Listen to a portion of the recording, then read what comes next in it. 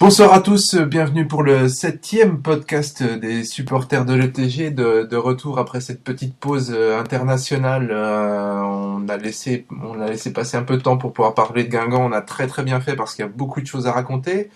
À mes côtés encore une fois ce soir, toujours mes trois acolytes. On va commencer par Alexandre. Bonsoir à tous, alors Alexandre, rédacteur et blogueur amateur en charge de l'ETGFC.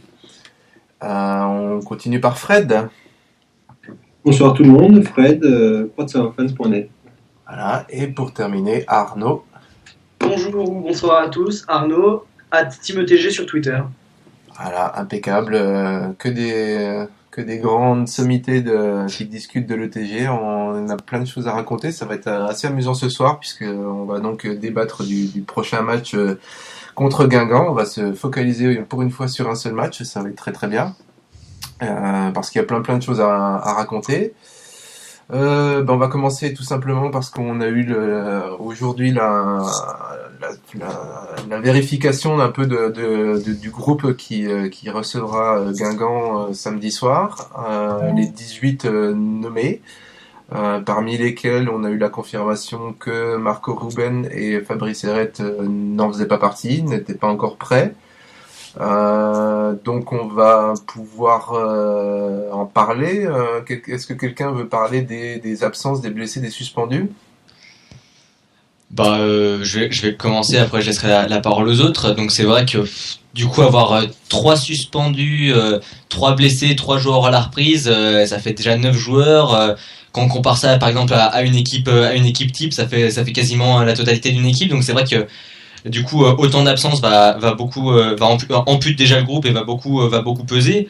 Après, du coup, il va falloir trouver des ressources et tester un petit peu ces équipes et montrer. Je pense que l'objectif aussi va être de voir si on peut du coup se passer de certains cadres, de certains joueurs et essayer quand même de retrouver des valeurs sans des joueurs primordiaux, j'ai envie de dire, et donc essayer de causer du mal à Guingamp et de l'emporter sans pour autant sur le papier avoir les meilleurs joueurs possibles.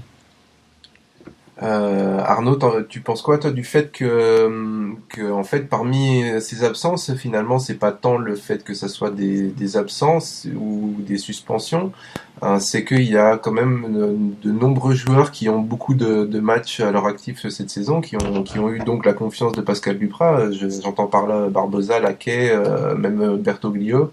Est-ce que à ton avis ça va être important? Exactement. Déjà, faisons-en la liste de ces absents. Il y a 3 suspendus, comme Alexandre l'a dit, qui sont Barbosa, Koné et Bertoglio. Mais on a également 3 blessés. On a Djadjedje, Mensah et Laquet qui s'est blessé pour, il me semble, 4 semaines, si je dis pas de bêtises. C'est ça. C'est ça, 4 semaines. Et donc 3 joueurs qui sont en phase de reprise, qu'on pourra sûrement, même très certainement avoir la semaine prochaine, qui sont Durand, Erret et Ruben. On a perdu Arnaud. Bon, et du coup, Fred, vas-y, donne-nous, on va pas aller. Ah bah si, on retrouve Arnaud. Pardon ? Ah, j'ai été coupé ? Oui. Pour changer ? Sur le 3e en reprise. Très bien, donc voilà. Donc ce que je disais, c'est que comme vous l'aviez précisé précédemment, Alexandre et toi, c'est des joueurs importants dans l'effectif, notamment Koné qui a fait un très bon début de saison, même tous les autres en général. Donc ça a pesé un sacré casse-tête pour Pascal Duprat. Mais il y a pas de raison. Il y a des joueurs qui méritent d'être essayés, notamment Nistor. Et voilà, à voir. Mais c'est des joueurs importants de l'effectif, ils sont absents. Après, on a vu ce que ça a donné. On a déjà pris si on se souvient bien du match de la semaine dernière, pardon, je bafouille un petit peu. Si on se souvient bien il y a 2 semaines déjà, puisqu'il y a eu cette pause internationale. Si on se souvient bien du match de Nantes, il y avait quelques difficultés, donc pourquoi pas en profiter pour un petit peu insérer du sang neuf. Ça peut que être bénéfique. Et ton avis à toi, Fred ?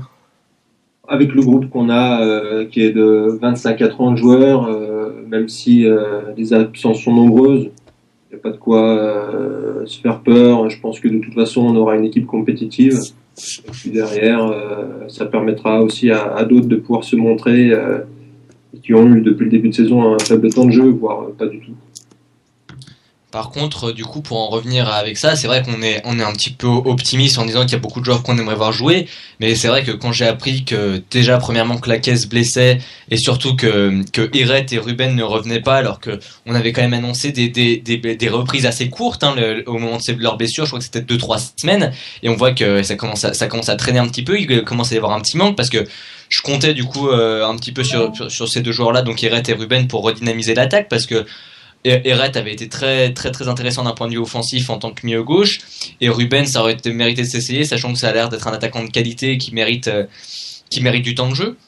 Donc c'est vrai que oui, il va falloir essayer des joueurs, mais c'est vrai que ça va être préjudiciable de perdre et de manquer un petit peu de ressources et d'expérience.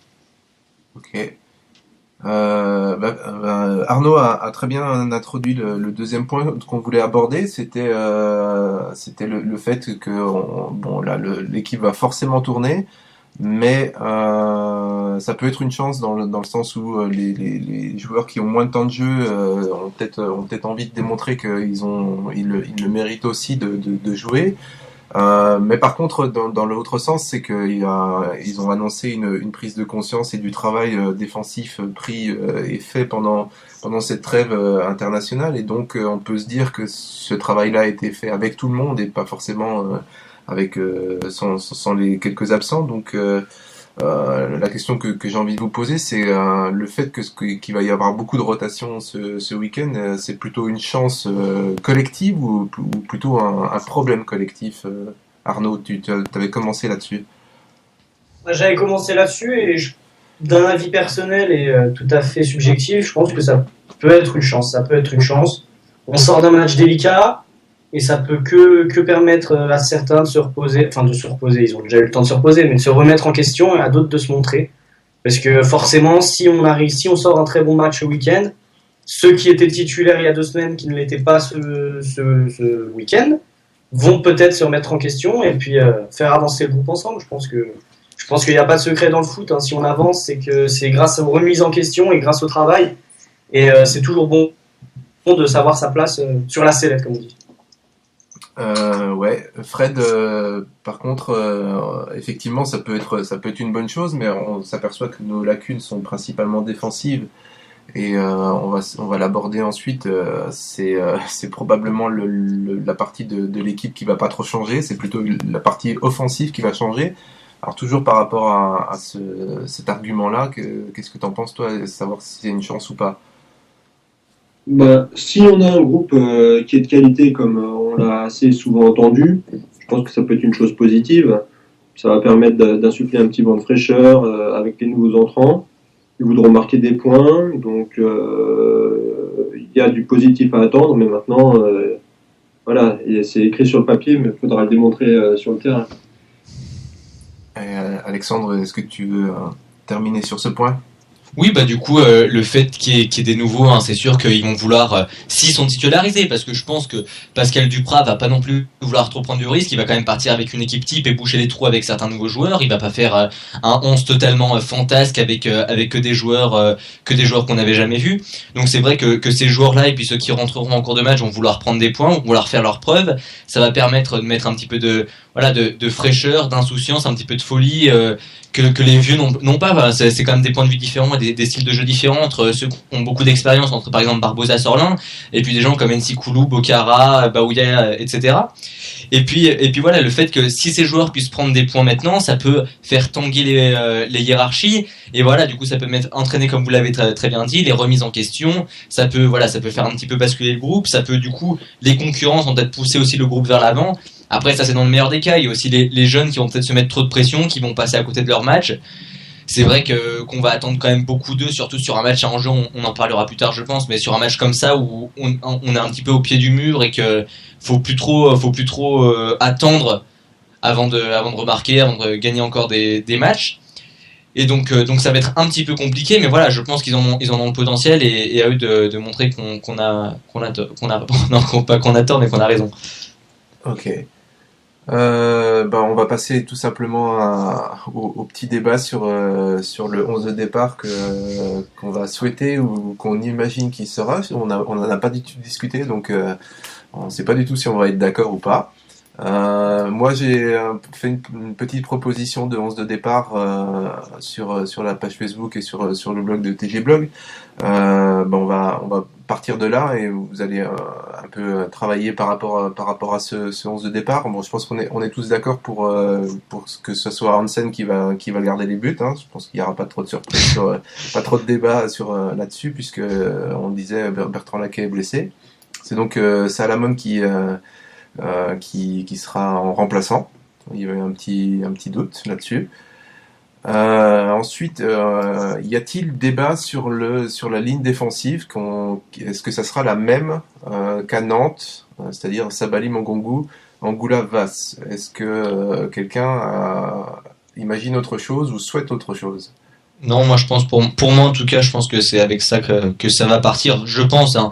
Après, à moins qu'il préfère descendre Cambon et remplacer par exemple Mongongu ou Angoula, mais je pense que ça va rester comme ça. Je pense que l'important pour une équipe aussi, c'est aussi peut-être le souci de certaines équipes. Par exemple, en équipe de France, on cherche quand même à avoir un noyau défensif. À nous aussi de trouver voilà un noyau défensif qui doit quasiment pas bouger, sauf en cas de blessure, en cas d'expulsion, et renouveler cette confiance et travailler pour que ces joueurs-là soient vraiment en place à chaque match. Aucune objection sur cette défense donc? Non, les 4, ce sera les mêmes. Je pense que sur cette défense, il y aura. On a reperdu Arnaud. Ah, je suis pas parti, mais il me semble que Fred avait commencé de parler, donc je me suis arrêté. Ah non, mais j'ai fait court. Moi, j'ai dit que ce sera les 4, comme dit avant, ce sera les 4 mêmes que d'habitude. Ah, c'est exactement ce que j'allais dire aussi. D'accord. On est donc bien d'accord.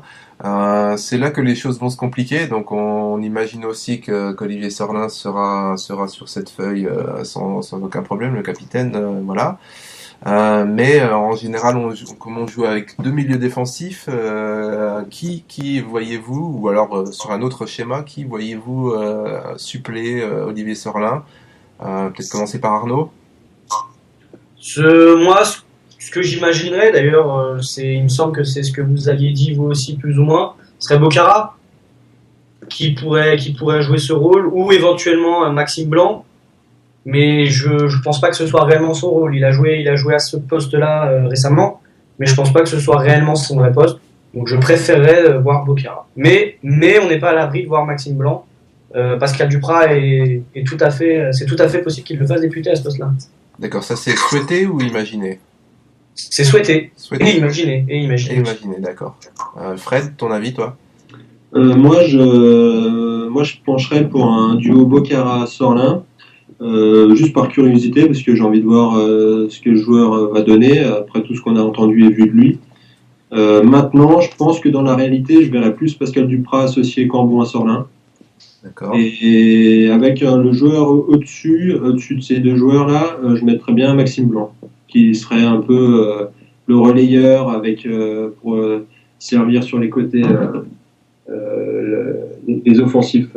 On en parlera après. D'accord, sur un peu le même schéma que contre Nantes alors. Voilà, ouais, tout à fait, les deux défensifs et puis un peu Blanc avec la pointe dans l'axe au-dessus. D'accord.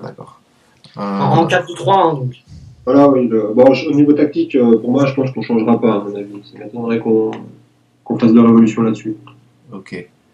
Et pour finir, Alex? Bah moi, comme les deux autres, je suis vraiment très très curieux de voir jouer Bocara. J'aurais presque envie qu'il soit titulaire, qu'il fasse vraiment un bon match.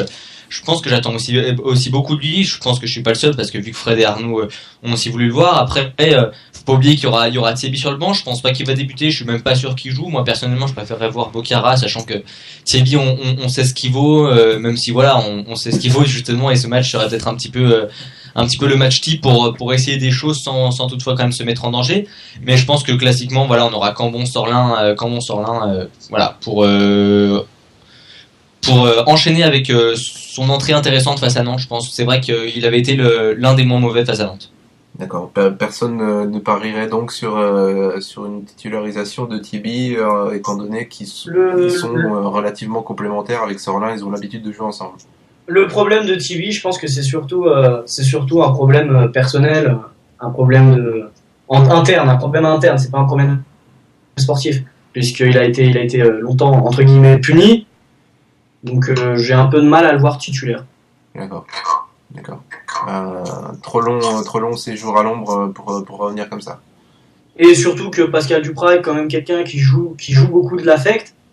Et je le vois mal comme ça passer de l'ombre à la lumière, Oui. si je puis m'exprimer ainsi.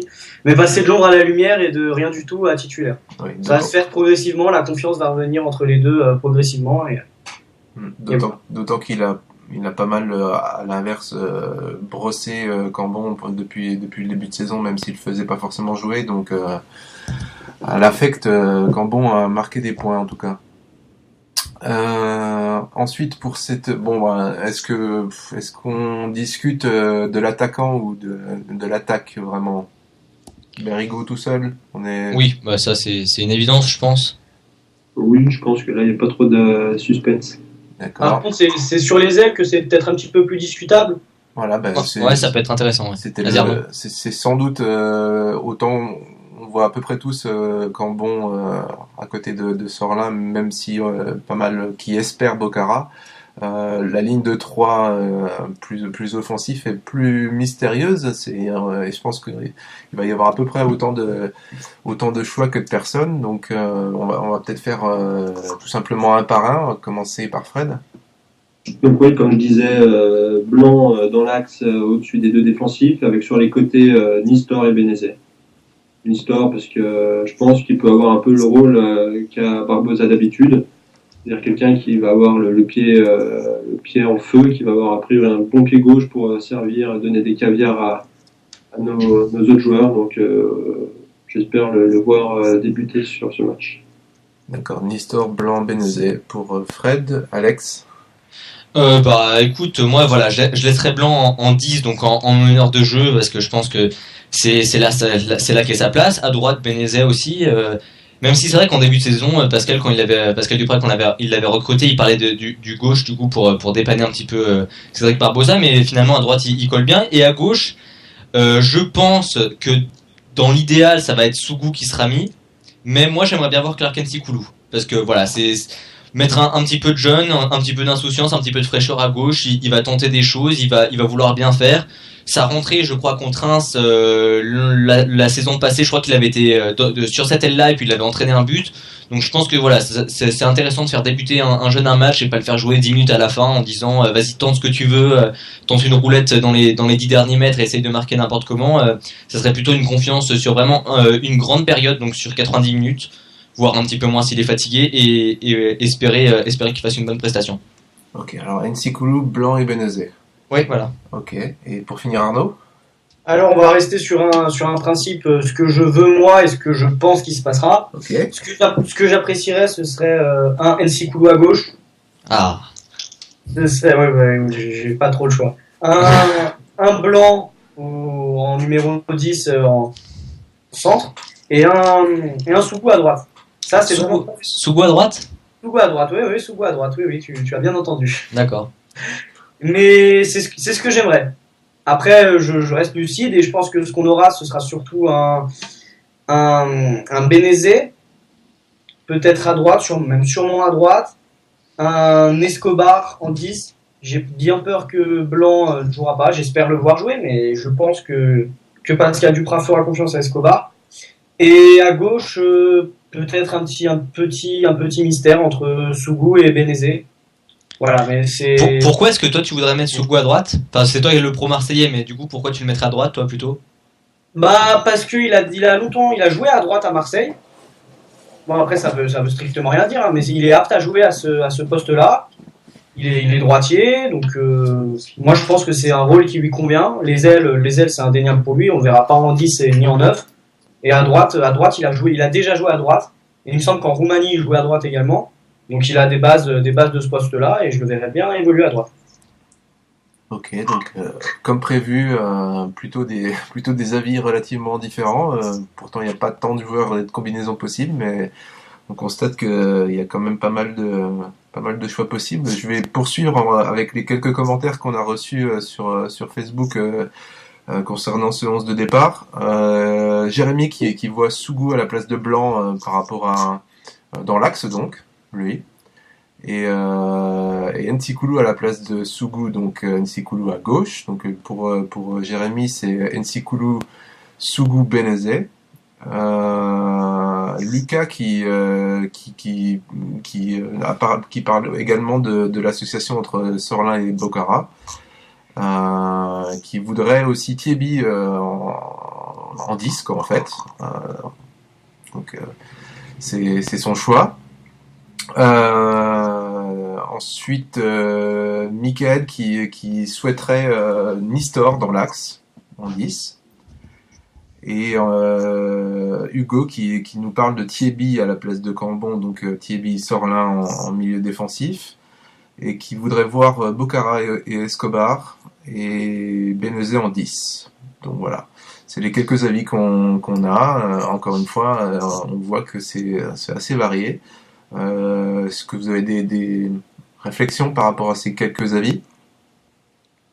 Bah, comme on l'a montré, hein, c'est vrai que même si on a un groupe voilà vraiment pas original, mais voilà, on fait avec ce qu'on a et on peut pas faire autrement. Et finalement, même si on a des joueurs qu'on n'a pas l'habitude de voir, bah les gens restent différents. Ils veulent voir certains joueurs plutôt que d'autres, un petit peu comme si on avait un groupe normal. Je veux dire, même si quand on a nos joueurs classiques avec Barbosa, JJJ, tout ça aptes à jouer.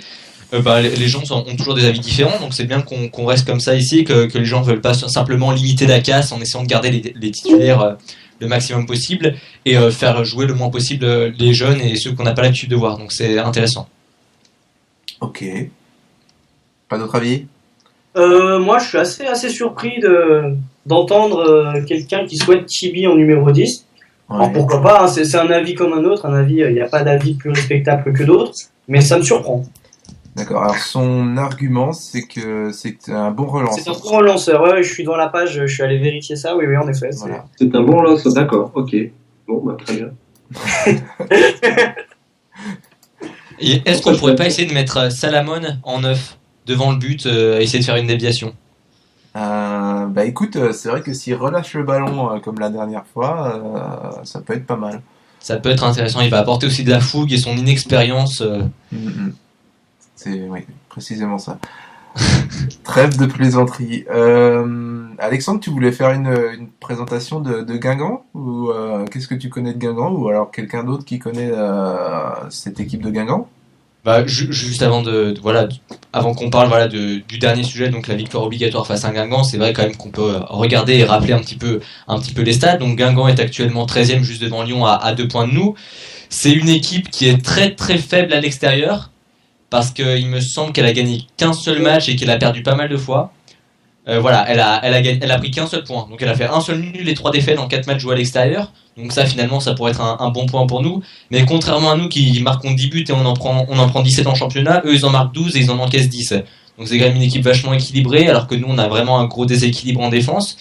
Avec un bon buteur, donc Katabarek qu'on a déjà planté 5 en championnat, et après on sait que c'est l'effet promu, c'est quand même un club qui a déjà connu la Ligue 1, qui a de l'expérience, qui était pas comme le TG qui venait pas de se retrouver d'un coup dans le grand bain. Donc voilà, ils retrouvent aussi un petit peu la Ligue 1, ils sont promus, ils vont avoir un bon effet avec de bons résultats comme on l'a vu à Nantes. Donc il va falloir se méfier et faire attention aux mauvaises surprises et pas se prendre ce match à la légère parce qu'une nouvelle fois ça va être un match contre un concurrent direct au maintien et avec des points à prendre et à ne surtout pas perdre. Ok. Quelqu'un d'autre a quelque chose à dire sur Guingamp? J'avais un sac de l'an avant Guingamp quand j'étais en CE. Ah. Ok. Voilà. On peut rajouter les absences. Alors, je ne sais pas au niveau des blessés s'il y a des joueurs qui ne seront pas là, mais en tout cas au niveau des suspendus, ils seront privés de Lionel Matisse et de Younous Sankaré, qui sont un peu les deux pièces maîtresses du milieu de terrain. Matisse qui a joué la totalité des rencontres depuis le début du championnat et Sankaré qui a joué quasiment toutes les 9 premières rencontres, loupant seulement 88 minutes sur ces 9 premiers matchs. Donc a priori, un coup dur pour eux, et plutôt une bonne nouvelle pour nous. Et a priori, l'infirmerie de Guingamp est bien remplie aussi. Et puis faut pas oublier que même s'ils ont reçu Sochaux, donc c'était pas à l'extérieur, donc c'est vrai que c'est pas vraiment comparable, ils leur ont mis 5-1 comme nous on l'avait fait la saison passée, donc faut faire aussi un petit peu gaffe. Ça va être une équipe un petit peu similaire qui va rien lâcher et qui sait qu'elle vient jouer un concurrent direct aussi, donc Je pense que ça va être très très compliqué parce que ça va pas être comme un match comme face à Lyon où on se dit on va essayer de bouger le gros et le gros va passer à attendre. Là, ça va vraiment être deux équipes qui s'attendent à un match compliqué et qui vont devoir batailler comme dans les saisons précédentes. Hein. Mais finalement, là, va falloir, je pense, gagner. Je pense que on peut aborder le dernier point si vous avez rien d'autre à dire sur Guingamp. Eh ben, on va faire ça alors. Hein. On va aborder un point qui sera abordé dans l'émission d'avant-match sur 8 Mont-Blanc demain. À savoir que les 2 prochains matchs, Guingamp et Valenciennes, il suffit de regarder le classement et le fait que Guingamp soit un promu et que Valenciennes soit dernier et dans une situation très compliquée pour se dire que ces 2 matchs-là vont être un tournant. De Angoula l'a dit, ce petit passage sera un tournant. En plus, il y a le match de Coupe de la Ligue qui vient au milieu, donc voilà, ça va être mentalement aussi important. On a forcément besoin de points, donc si on prend pas les points là, ça va être compliqué. Donc la question c'est, est-ce que dès samedi, étant donné qu'on est à domicile, est-ce que dès samedi c'est victoire obligatoire avant d'aller éventuellement en engranger une seconde de suite à Valenciennes? Arnaud? Victoire obligatoire, non, il est peut-être un petit peu trop tôt pour parler d'obligation, mais ce serait quand même bien de gagner, ça paraît important. Donc obligatoire, non. Si on perd, ce serait pas désastreux, ce serait un peu problématique, ouais, ce serait très grave quand même. Ce serait problématique et ça engendrerait une très très très grosse remise en question, mais ce serait pas dramatique. Ce serait pas dramatique. Dans le sens où c'est pas obligatoire, c'est pas si on perd ce match, le maintien c'est fini. Ce serait le début d'une mini crise. Enfin, c'est peut-être même crise, c'est peut-être très très fort comme mot. Hein. Mais vaut mieux gagner ce match. Alors l'autre argument qu'il faut voir, c'est que les 2 équipes qui sont derrière nous sont à 7 points.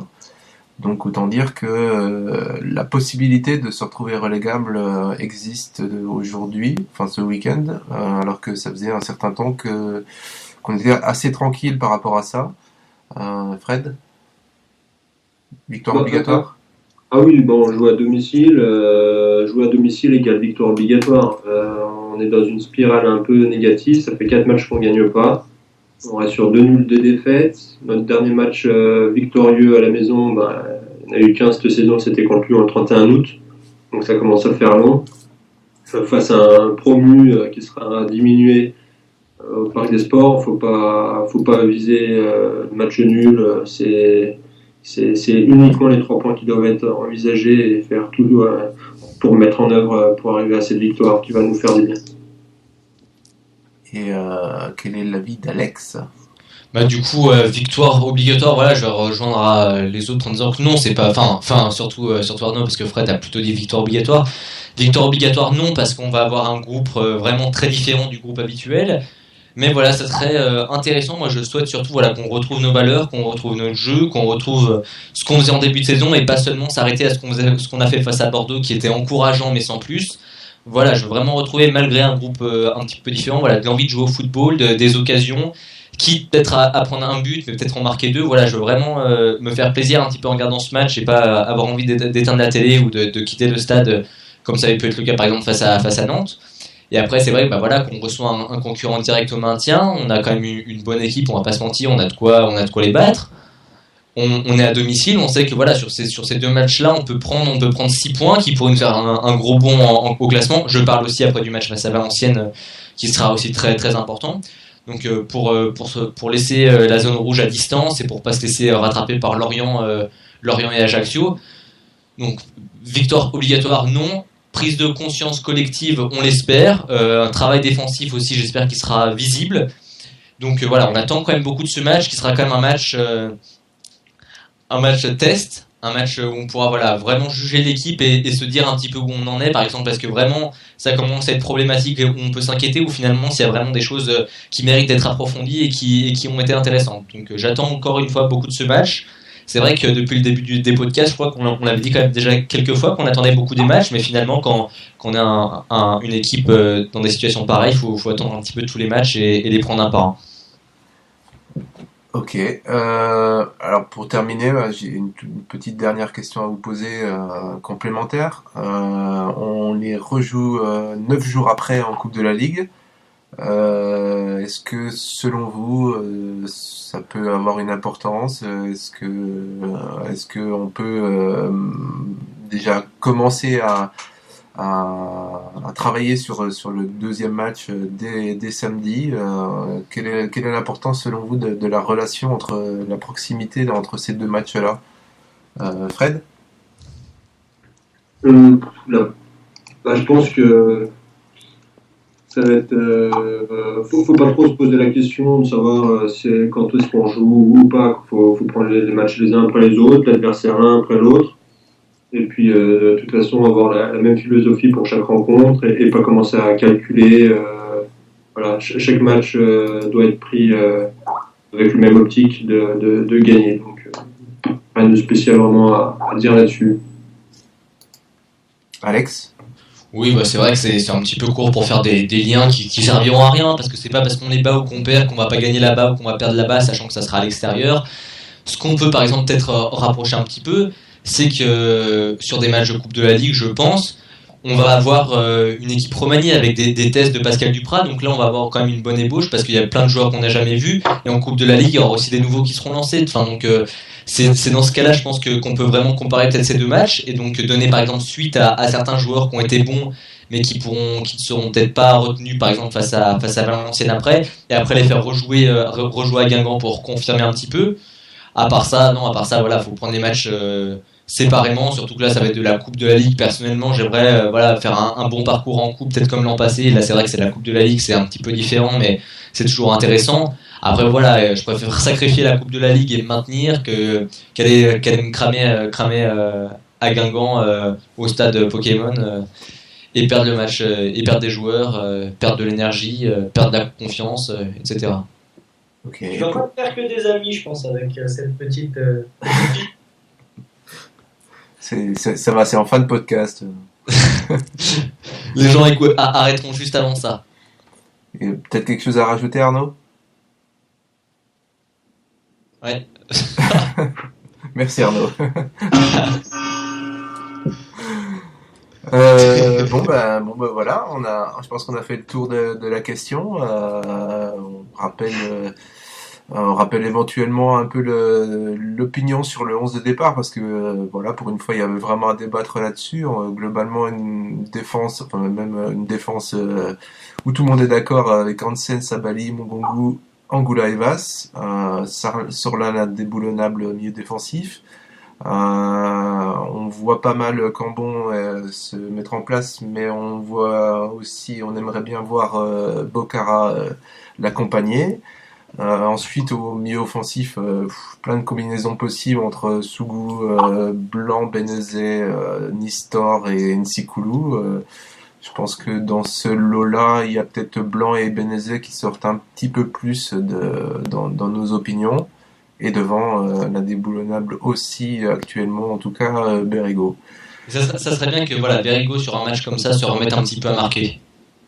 Là, c'est vraiment un match où on va avoir besoin de lui, qui négocie les occasions, le peu d'occasions qu'on aura, va falloir se montrer tueur devant le but, pas comme on l'a été face à Nantes, où l'action de Berrigo, l'action d'Angoula aurait pu changer la donne. Voilà. Donc, en tout cas, je pense que ce qui va être intéressant, c'est que il va y avoir le mouvement va provoquer un peu de nouvelles titularisations, et ça sera intéressant, comme on a pu en discuter de Maxime Blanc la dernière fois. Ça va être intéressant de pouvoir discuter des entrées de pas mal de joueurs. Il y en aura au moins sans doute 2 ou 3 nouveaux qui n'ont pas trop joué, donc il va y avoir encore pas mal de débats en début de semaine prochaine. Ouais, c'est sûr. Voilà, messieurs, quelque chose à rajouter peut-être? Comme par hasard, maintenant que c'est fini, ça remarche. Ouais. Et sinon, moi personnellement, je souhaiterais donc une belle et bonne victoire au Parc des Sports. On se retrouve tous au Parc des Sports, on fête ça, on boit et puis on se dit à lundi. Okay. Avec modération. Voilà. Non, mais on boira du vin chaud aux herbes, là, tu sais, du jus de raisin aux herbes. Qui mettent à la buvette. Merci. Et donc, si vous avez envie de discuter de tout ça et du reste aussi, je vous invite à venir nous retrouver. Fred, te retrouver où? Sur quadsawafans.net et puis quelque part entre la Seddam et le Virage Sud sur la... Et sur le forum Croix de Savafan aussi, beaucoup de débats. Arnaud, on te retrouve? Oui, plus ou En train moins. de distribuer des drapeaux. Allez, oui, d'ailleurs, sachez que je serai au Parc des Sports samedi à la distribution des drapeaux. Amusez-vous à me chercher. Hein. Si vous voulez un autographe, une photo avec lui, Alors, D'ailleurs, normalement, en vrai, je ne bug pas. Le micro ne s'arrête pas. Vous pouvez me parler sans que ça coupe. on vous met au défi de vous prendre en photo avec Arnaud à l'entrée de. et vous postez ça sur la page de TG Ah, Blog. tiens, ça peut être marrant. Ça fait faites des photos avec moi. Mais je pense qu'il y aura même des photos avec des gens qui ne sont pas moi, mais ça peut être marrant. J'en suis sûr que tu vas gagner un lot avec tgfc.com. On va faire ça, on va faire après la photo insolite, la photo avec Arnaud. Voilà. Vous postez votre plus belle photo avec Arnaud. Mais sinon, en vrai, sur Internet, on te retrouve où? Tu nous l'as pas dit. Je vous l'ai peut-être dit, vous ne l'avez peut-être pas entendu. Non, vous me retrouvez sur @timotg sur Twitter. Voilà. Et pour finir, parce que c'est lui qui en a le plus sous la semelle, Alex, où est-ce qu'on peut te retrouver? Et donc, Comment on c'est peut me retrouvé retrouver on peut me retrouver sur Twitter, donc @AlexMuffon. On peut me retrouver sur mon blog lesporting.blogspot.fr et puis on pourra me retrouver en début de semaine prochaine pour la chronique sur ETG Blog. Ah oui, c'est vrai que voilà, Alex a commencé une chronique, la chronique du supporter. Voilà, très intéressant. Et encore un autre type d'article qu'il n'avait pas encore fait. Donc, je vous invite à la lire et à réagir sur ETG Blog. Donc, voilà, ce sera la chronique du supporter après ETG Guingamp. Voilà. Et donc, à la semaine prochaine pour l'après-match de TG Guingamp. Et on préparera de nouveau un nouveau match, le déplacement à Valenciennes. Voilà, bonne soirée à tous. Bonne soirée à tous, bon week-end. Salut tout le Bonne monde. soirée, bon week-end et bon match. Bon match.